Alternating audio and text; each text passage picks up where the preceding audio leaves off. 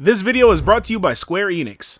Final Fantasy XVI was, to me, a top-tier experience on the PS5 when I played it back in 2023 at launch. And I didn't cover it then, but it is a game that you need to experience if you haven't already. I'll tell you that for free. But considering around the time it came out, I had just finished building my brand new PC rig, there was a part of me that was definitely interested in what playing it on PC could offer me, given that it was the first time I played a AAA game that was definitely a lot for the PS5 to handle. Fast forward to September 16th, 2024, and now we all basically have a real answer to that question because it just came out for Steam and Epic Games Store, and Square Enix decided to bless your boy with a Steam code for the game, so shout out to them. I'll start off by speaking to the quality of the port itself before I get into my normal review format. I won't get into the entirety of the story for this game because there are definitely people who specifically waited for this to drop on PC to play it, so I don't want to ruin this 40-hour action RPG for them. So this is your only spoiler warning for the light spoilers that I will be getting into. Maybe in the future, once I start talking about more of my favorite Final Fantasy games, I'll eventually get to a full breakdown of this one for my full thoughts on the game's thick story. I'd also warn that there's a bunch of mature and horrific themes and, let's say, implications along the plot, so I'd also want to offer warnings in advance for that type of content if that's not your thing. And now that we laid the groundwork with all that in mind, let's take a look at Final Fantasy XVI on PC. Hey, yo, Giant, let's go!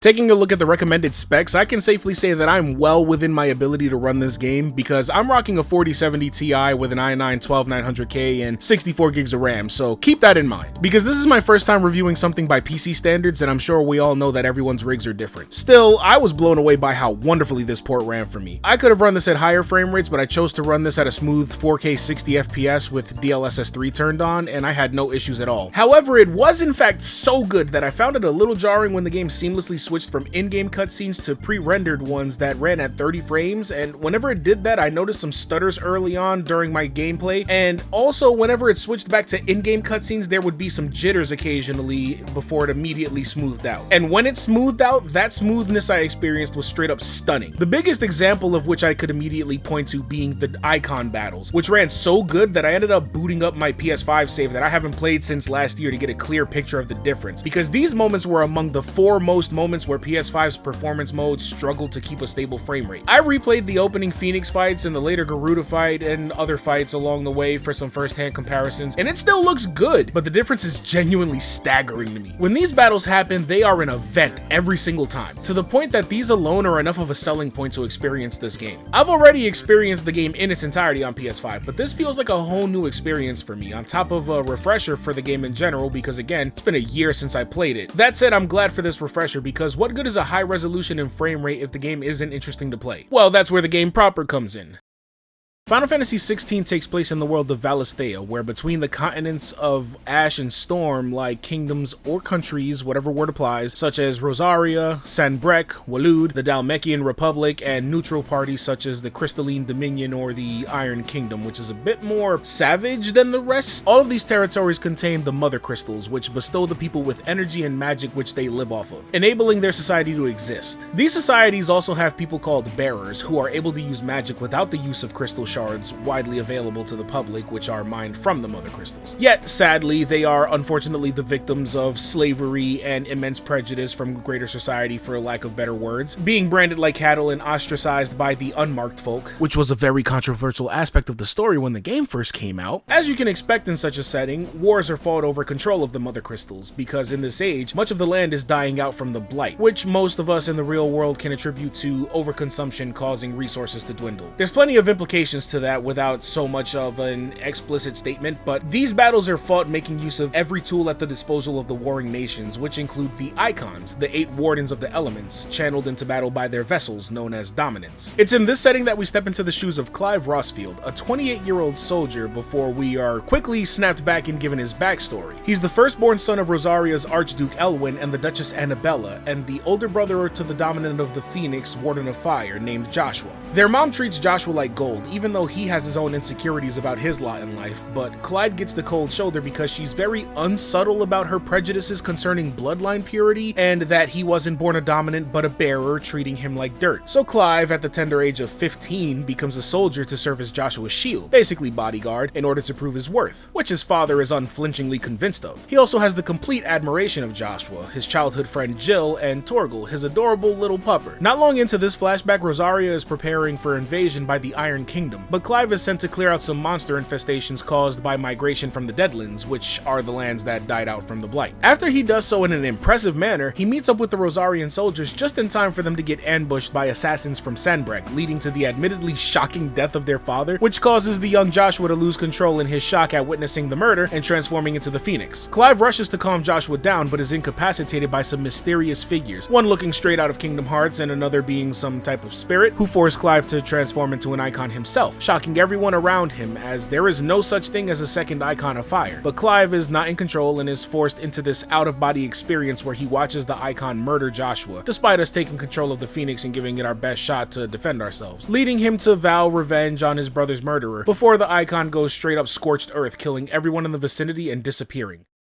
In the aftermath, it's revealed that Duchess Annabella was in cahoots with Sanbreque, selling out her family and country in service of securing a higher station within Sanbreque, and after discovering Clive is still alive, she elects to have him branded and forced into servitude. These events bring us 13 years into the future, or rather back into Clive's current predicament, where we're forced to sneak into an active battlefield to kill Shiva's dominant, who turns out to be Clive's childhood friend Jill. So Clive immediately refuses to do that, and defects from Sanbreque after killing his commanding officer, and getting saved by this game's Sid, who shows up with a grown-up Torgal in tow, and wow, he really went from a good boy to the goodest boy. Shortly after this, and bringing Jill back to Sid's hideout for healing, Clive decides to use this momentary opening to try and hunt down the second fire dominant, which Sid finds to be far-fetched, but also he wants to help to endear Clive to his cause, which is presented as freeing the bearers and creating an equal world, etc, etc. But it's clear at the moment that this isn't the whole truth of his intentions yet. We'll get to that. Chasing a lead on this supposed dominant from one of Sid's scouts, we end up getting into an altercation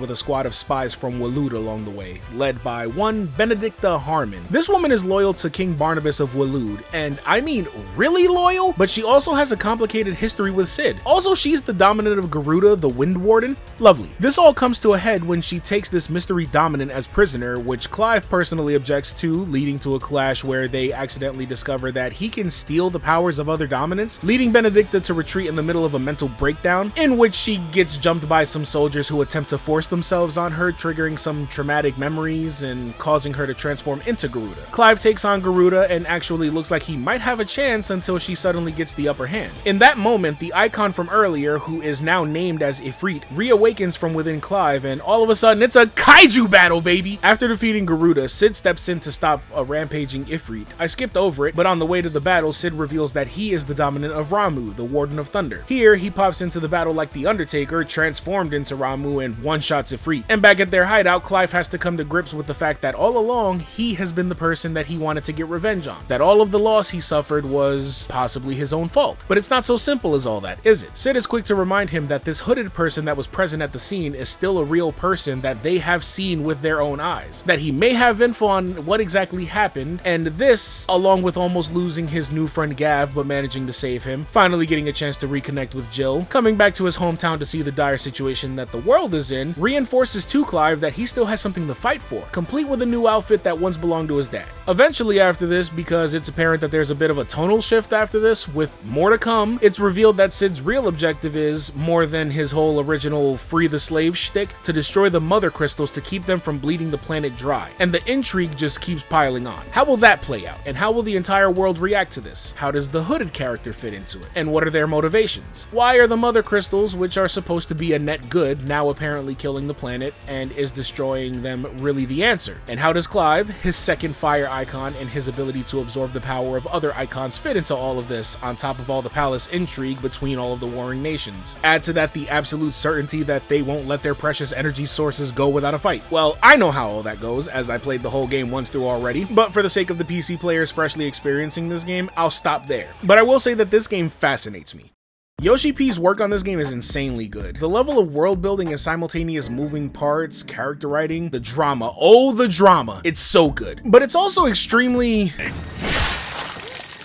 brutal. It's also arguably the most brutal Final Fantasy game. All of them have been written well, have tackled serious topics, and dealt with death to varying degrees, but I don't think any other single player mainline Final Fantasy has been this heavy. And speaking to the tonal shift that I mentioned before, this game doesn't exactly have what I would call smooth transitions between themes, so there are parts where I feel like it could be fleshed out a little better, but I don't want to ruin a lot of that for you. Again, I do personally believe the story as a whole is worth experiencing. It's just that there are things there that are worth noting when it comes to the cohesion of the overall narrative. Back to the brutality though, a lot of that is present in the combat as well. It's an action game that leans closer to something like a Devil May Cry, but with RPG elements like your standard EXP and level ups, changeable and upgradable equipment, all that good stuff. There's also a skill tree where you can unlock and upgrade many different skills, while the tree continuously branches out as Clive gains access to more icon abilities throughout the journey. Those abilities can be equipped to trigger hotkey combos and can be swapped mid-combo for lots of mixing and matching opportunities. You can totally just spam the magic burst alternating combo in most scenarios and it'll eventually get the job done, but it is fun when these kinds of games give you options and the freedom of approach to use them however you see fit. I mean, you can use fire attacks from Phoenix and Ifrit, you get super fast strikes from Garuda that shred enemy stagger gauges, which, well, staggers them so you can get off a ton of free hits. Garuda even basically has the Devil Bringer from DMC to make that comparison again. And other icons like Ramu give you access to shot locks from Kingdom Hearts essentially. There's a lot to use here and I want you to figure a lot of it out for yourself. And again, the added smoothness in presentation adds to my renewed enjoyment of the whole thing, but that's a personal anecdote. Combat has weight in attacks that feel impactful, what with so many of the attacks having swooping angles and weight in the movement, making everything plenty satisfying to pull off. Personally, I just love pulling off a string, finishing off with a dash into a ground finisher. So much of this is reinforced by the music too. Not only did Yoshi P come out swinging, but Soken delivered the finest wine with his work on the soundtrack to this game. There's a lot to love in the music. The battle theme is so energetic and triumphant. The slower moments have more subdued tones to emphasize moments of calm or sadness. And when you get to the icon fights, baby, these are an entire event, like I said. Yet none of this, none of it compares to listening to Sid speak, because I swear it's the auditory equivalent of spreading honey butter over gravel on Texas toast. Bloody wind. Well, come on then.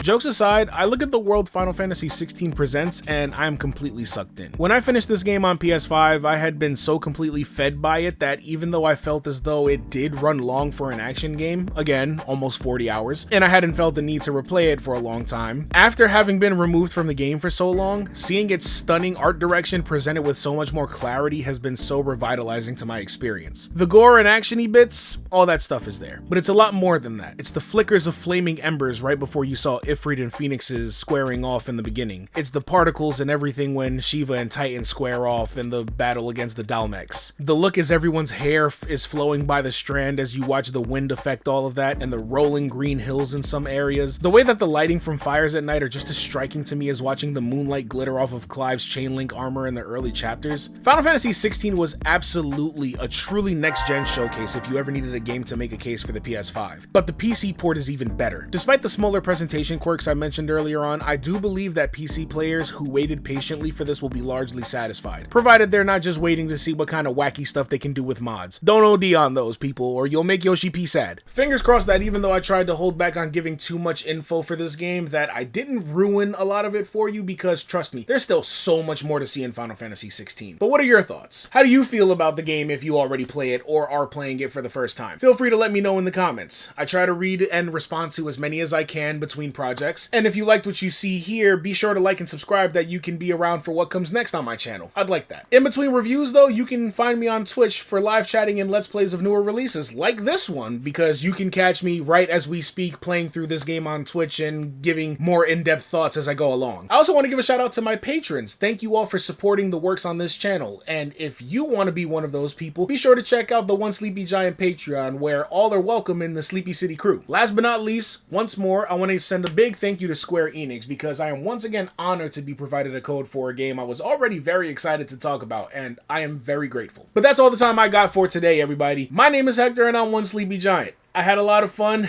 but I need a nap because I have been working on a lot lately that I can't wait for you to see. Let's pick this up later, okay? Take care of yourselves, everybody.